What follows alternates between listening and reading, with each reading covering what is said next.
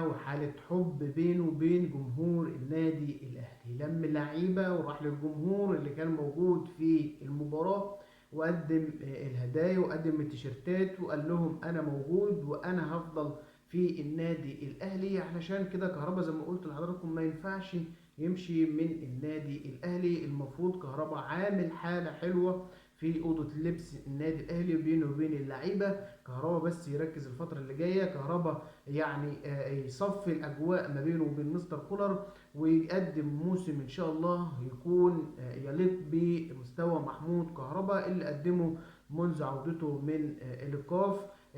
محمود كهربا لعيب يعني في منطقة الجزاء بيعرف يجيب جول، لعيب هيحل لك ازمات كتير ومفيش احسن من محمود كهربا في الدوري او في الدوري المحلي.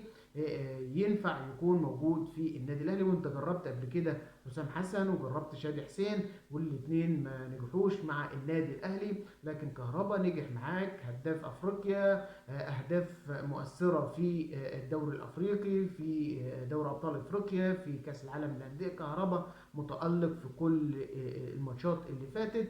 ان شاء الله كهربا يكون موجود مع الفريق السنه اللي جايه ويقدم موسم كويس جدا ان شاء الله الموسم اللي جاي.